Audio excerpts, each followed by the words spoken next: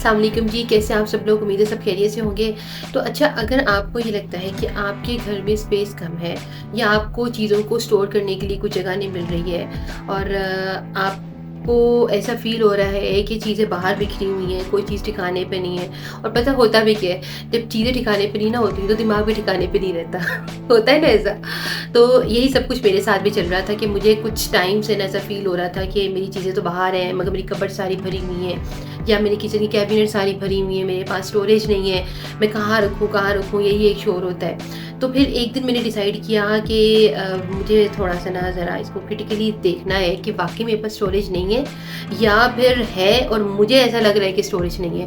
और पता है, हम सबके साथ मसला भी यही होता है कि हमें सिर्फ ऐसा लगता है कि हमारे पास जगह नहीं है, हमारे पास स्पेस नहीं है, चीज़ों को रखने के लिए कोई प्रॉपर जगह नहीं है, या मैं इसको कहाँ रखूँ। होता है ना, हर एक जब भी आप जरूर कहते हैं यार ये चीज़ फलानी जगह रखो, इन चीज़ों को इस तरफ रखो, इन चीज़ों को इस तरफ रखो, तो आप हमेशा ये कह रहे होते हो कि आपको नहीं पता, मेरे पास तो स्पेस ही नहीं है, मैं किधर रखूँ, मेरे पास तो कोई जगह ही नहीं है। तो होता है कि स्पेस से खुद तो क्रिएट नहीं होना ना, उसको हम ही ने क्रिएट करना है। ठीक है, स्टोरेज खुद से नहीं बनेगी, उसको हम ही ने स्टोर करना होता है और चीज़ों को किस तरीके से रखना होता है, कैसे मैनेज करना होता है, इधर की चीज़ उधर नहीं, उधर की चीज़ इधर नहीं। क्योंकि होता ये है कि जब हम उस वक्त तो हम जल्दी में रख देते हैं, इधर की चीज़ उधर रख दी, उधर की चीज़, लेकिन बाद में मुझे तो कम से कम कभी भी वो चीज़ मिली नहीं है। तो मैंने तो फिर यही डिसाइड किया, जब मुझसे वो चीज़ फिर हम बाद में कहते अच्छा वो तो गुम गई, वो गुमती नहीं है एक्चुअली, वो हमारी हरकतों की वजह से हम उसे कहीं की चीज़ कहीं और रख देते और बाद में हमें खुद ही याद नहीं आ रहा होता कि हमने ये चीज़ रखी कहाँ है। तो इसके लिए बहुत ज़्यादा इंपॉर्टेंट ये होता है कि सब चीज़ें जो है ना वो अपनी अपनी जगह पे हों और एक जैसी चीज़ें एक ही जगह पे हों।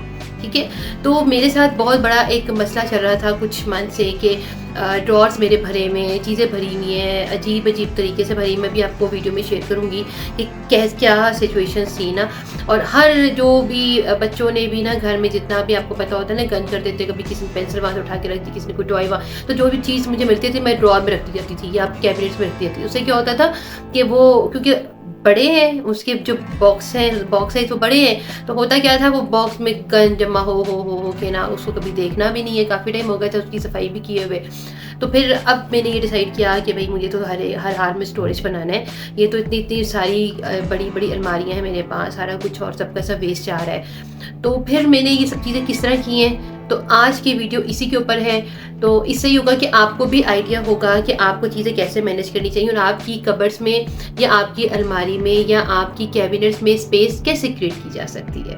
ठीक है, तो चलिए फिर वीडियो को स्टार्ट करते हैं। ये मेरी किचन की एक कैबिनेट थी और इसमें देखिए आप किस कदर गंद हुआ हुआ है। एक्चुअली ये सब बड़ी इंपॉर्टेंट चीज़ें हैं लेकिन बड़ी गलत तरीके से इसमें इसको फेंका गया था।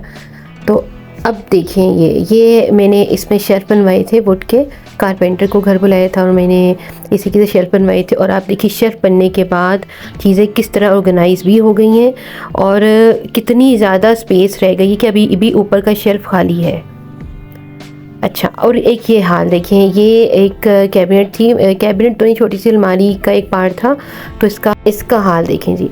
और अब आप देखिए, ये देखिए आप कि इसको सेट करने के बाद, फालतू चीज़ें निकालने के बाद किस तरीके से इसको ऑर्गेनाइज़ किया गया है। ये मेरी कपड़ों की अलमारी थी और इसके भी बॉक्स आप देख सकते हो कितने बड़े बड़े बॉक्स हैं और हालत देखो किस तरीके से कपड़े पड़े हुए हैं। तो मैंने फिर यहाँ पे भी शेल्फ बनवा लिए थे वुड के, और शेल्फ बनाने के बाद आप देखें कितने ऑर्गेनाइज तरीके से चीज़ें तो आई गई, बल्कि स्पेस देखो आप कि कितनी ज़्यादा मेरे पास अभी एक्स्ट्रा स्पेस है इसमें बहुत कुछ रखने के लिए।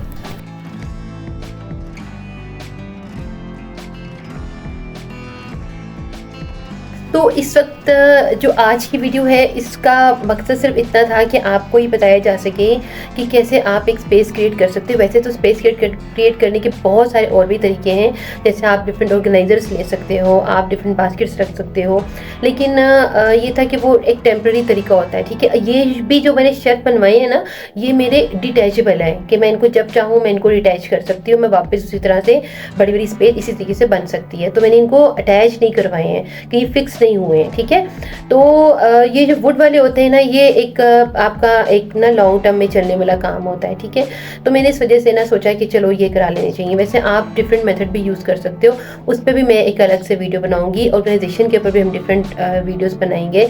लेकिन अभी फ़िलहाल जो था ना, आपको सिर्फ ये बताना था कि हमारे पास स्पेस होती है, हमारे पास हर चीज़ रखने की जगह होती है, लेकिन हमें पता नहीं चल रहा होता या हमें उसका समझ नहीं आ रही होती। तो ये होता है कि अब मेरे पास बहुत ज़्यादा स्पेस बन गई, इवन मेरे पास शायद रखने की जगह नहीं, इतनी ज़्यादा स्पेस बन गई है। तो यही आपके साथ भी होता होगा, तो आपको सिर्फ एक आइडिया देना था कि आपको समझ आ सके कि इस तरीके से स्पेस क्रिएट कर सकते हो आप। तो ऑर्गेनाइजेशन के ऊपर हम एक सेपरेट वीडियो बनाएंगे। तो फिर उम्मीद है आपको वीडियो पसंद आई होगी, उम्मीद है, और मिलते हैं नेक्स्ट वीडियो में।